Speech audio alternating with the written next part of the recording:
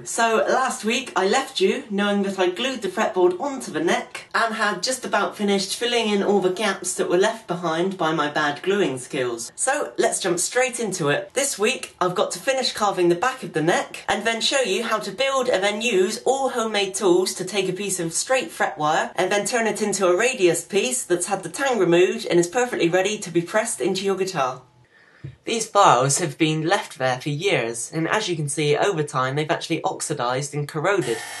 So what I'm going to do is grind the hell out of them, which is going to clean up all the edges, and then remove some of the material from the middle.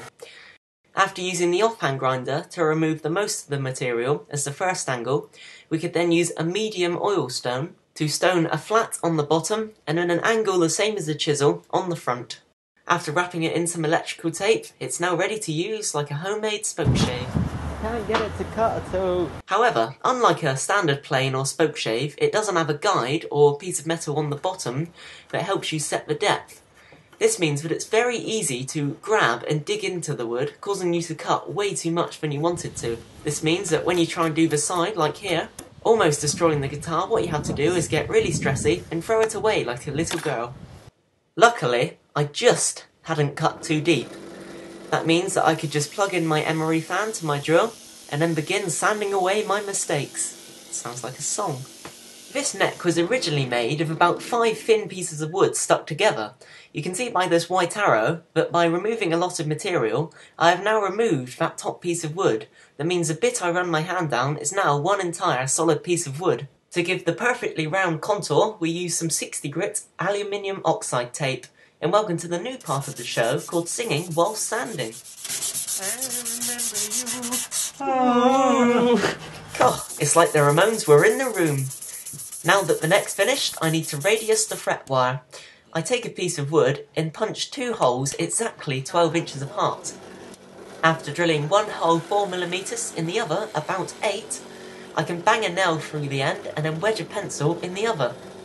This means that I can bang the nail into a piece of MDF, and then when I draw a line with the pencil, it'll be an exact 12-inch radius curve. This is what I use to check with from now on. Now, imagine this soggy piece of cardboard is the wood you're going to use to make a fret bender out of.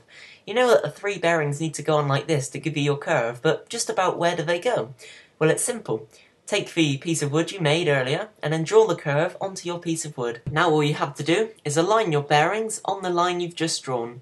Make sure that there's 2 on the outside, and then the one on the inside goes roughly in the middle, and that's about it. I just make the middle one a slot to give me a bit of adjustment. Now this old mini scooter has been long destroyed, but I can scavenge the parts and get 4 rollerblade bearings out of it.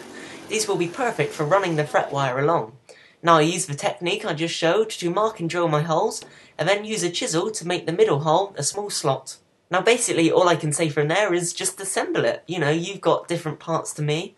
All you do is make sure that the 2 outside ones in the slot in the middle one line up, so that your fret wire goes in a straight line, and you just bolt it all to the holes you made in the bit of wood. It's as simple as that. So here's my first piece, and it's the perfect radius, which means I can use jig number 2 to show you how I cut the fret wire. It's a 12R curve with a slot cut in it to hold the fret wire.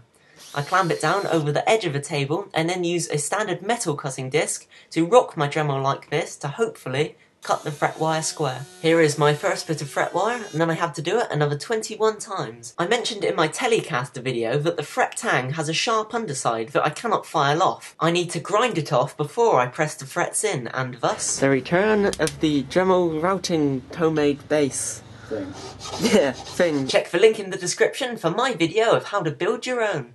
After adjusting the depth, I set it so the underside of the grinding disc was the exact depth of the fret crown. This means that when I run the fret wire upside down along the base/tabletop, it will cut only and exactly the tang off. This means that there aren't any sharp edges that I'll have to file off later, and my problem is finally solved. Hooray!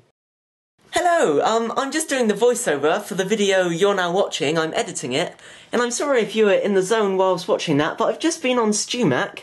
In the first job, which is just cutting the fret wire to length, they want to charge you £19 for their fret cutters, and they're not even designed to cut stainless steel fret wire, because they're not hard enough. Then actually bending the fret wire, StewMac want you to pay £83! £83 for 3 bearings and a handle that bends a bit of wire. That's ridiculous! And then, removing the fret tang. Now all it cost me to build my Dremel router base was the cost of a couple of bolts, which is like £4. But they want to charge you £32 for their fret nippers, just to cut the tang off of your fret wire. Okay, I've totaled it all up. With these 3 jigs that I've just showed you, I have saved you £135 just to do a few simple things to your fret wire. That's mad, but I'll let you carry on watching the video now. Thank you for watching, guys. Well, sadly, there isn't much of the video left. Basically, to finish the frets, I stick some wet and dry paper, do a flat bit of wood, I think it's 100 grit, and that's how I finish them. In the end, I decided that was rather tedious and just used the grinding disc again to finish off the fret wires. And after repeating many times, I now have 22 perfect tangless frets with no sharp edges. Thank you for watching, I hope you enjoyed the video, and I'll see you next week, and it actually will be this time next week, where I'm going to inlay the fretboard, fret it, and then completely finish the entire neck. Should be fun. I'll see you next week.